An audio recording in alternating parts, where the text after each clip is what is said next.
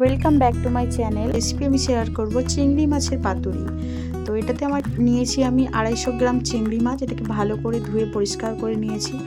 1 cup টক দই সাথে দিয়ে দেব। নুনটা আমি আগে থেকে দিয়ে রেখেছিলাম মাছে। তো এটাতে আমি বেটে রেখেছি পোস্ত, সর্ষে, কালো সর্ষে, 2টো কাঁচা লঙ্কা, একটু কাজু বাদাম, একটু নারকেল। তো এটা দিয়ে দেব।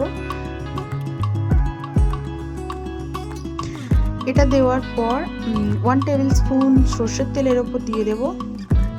দেন আস্তে আস্তে এটাকে ভালো করে মাখিয়ে নিতে হবে। আগের থেকেই আমি কিন্তু কলাপাতাটা গরম জলে ভালো করে এটা ভিজিয়ে নরম করে রেখেছি। এটা কলাপাতার ওপরে দিয়ে দেব পুরো মাছটা, যেটা আমি ম্যারিনেট করে রেখেছিলাম প্রায় 8 ঘন্টার উপরে। তো হ্যাঁ, এটার সাথে কিন্তু আমি অবশ্যই টক দই দিয়েছিলাম, দেখিয়েছি সেটা। দেন এটার ওপর আমি 1 টেবিল স্পুন সর্ষের তেল, 2টো কাঁচা লঙ্কা, ভালো করে 2টো কাঁচা লঙ্কা ছেঁড়া দিয়ে দেব। এটা একদম লো ফ্লেমে কড়াইতে জল দিয়ে তার উপর কিন্তু স্ট্যান্ড দিয়ে এটা একটা ট্রেতে করে আমি এটা বসিয়ে দেবো। প্রায় এটা 45 মিনিটের ওপর হবে। ঢাকা দিয়ে রাখবো।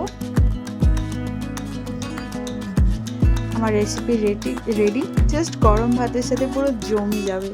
সো আপনারাও ট্রাই করতে পারেন। Thank you so much. অবশ্যই আমার চ্যানেলটি সাবস্ক্রাইব করবেন এবং লাইক অ্যান্ড শেয়ার করতে ভুলবেন না। Just yummy.